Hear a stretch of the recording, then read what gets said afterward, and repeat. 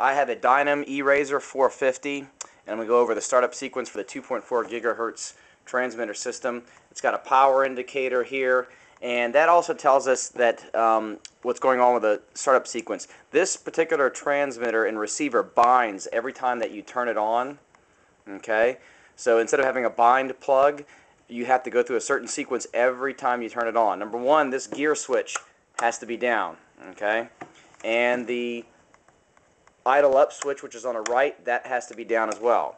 So when I turn this on, this light's going to flash, and I've got about 12 seconds to turn on the receiver while it's going through the bind sequence. Otherwise, it's not going to bind properly. Okay, so if this gear switch is up and I turn it on, it's not going to go through the bind sequence. That light stays on and solid.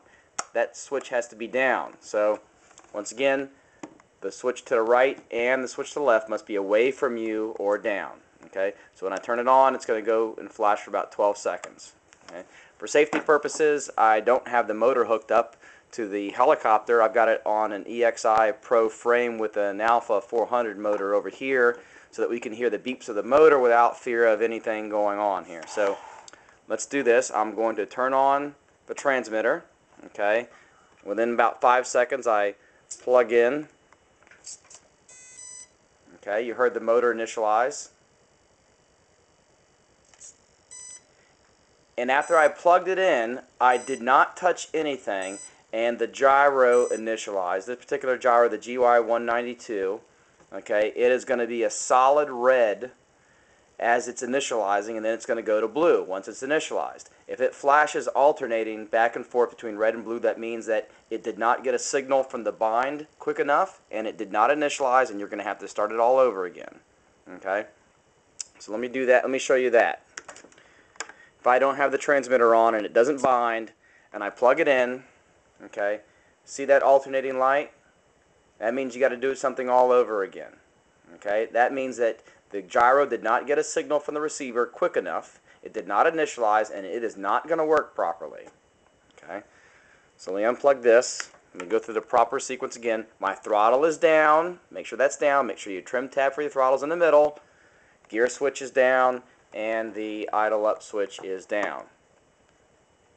Turn it on. This light is flashing down here. I'm going to plug it in.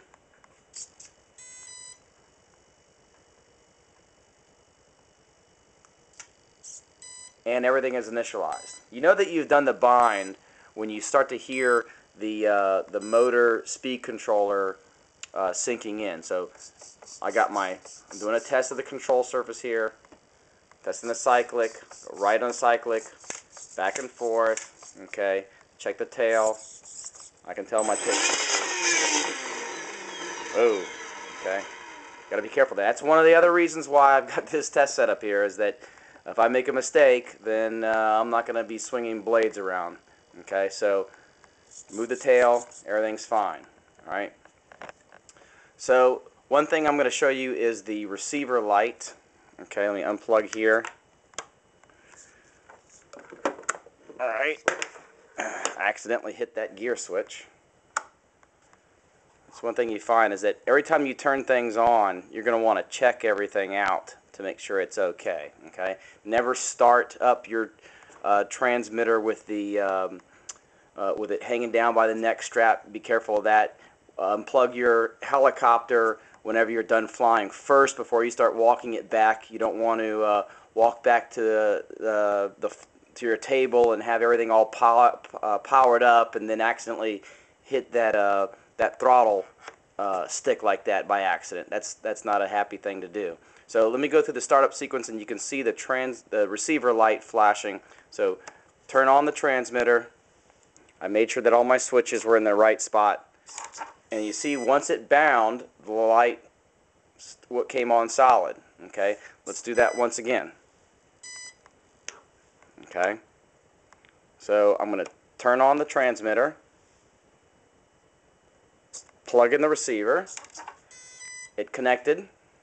Okay, this is still flashing, and when it's done, when this is done flashing, then it's going to give the rest of the signals to the helicopter. Okay, and because I didn't touch anything, Alright, the gyro is initialized. Okay. And my tail servo is working and everything like that. So that's the power up sequence. Once again, very important. Make sure your throttle is down. Make sure the gear switch is away. Make sure your idle up switch is away. Okay. Gear switch, idle up switch before you turn things on. Now, I'm going to start this up with the switch in idle up, and you are going to see what happens. Okay. Unplug this. Alright. Now I'm going to take this switch and I'm going to flip that up. Okay? I'm going to turn it on. I'm going to do the same startup sequence except that idle up switch is up. Okay, the stick is down. I'm going to turn this on. I'm going to plug this in. And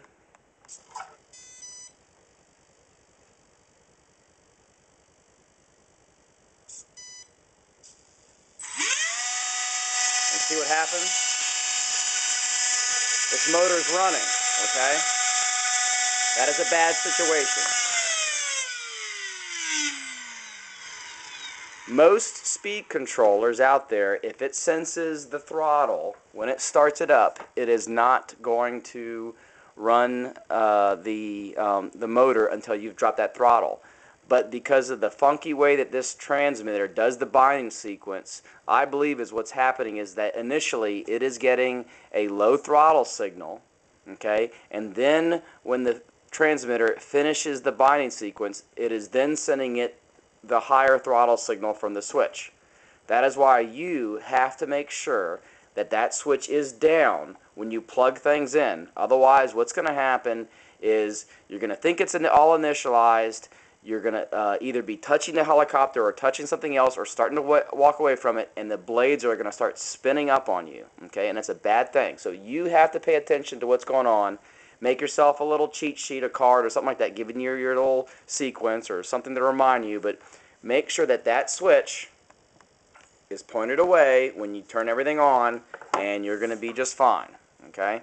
What you're going to find is that you're either going to, as you have this helicopter, it's a basic helicopter, seems to fly pretty nice. You might end up outgrowing it, and you're going to end up getting into another transmitter, and it'll probably bind a little bit better, and you'll be fine. But as long as you're using this transmitter along with the speed controller, it's very important that you go through a proper startup sequence, that you do it safe, you get it right each time, and that you don't hurt yourself. So safety's most important here. Thank you for watching.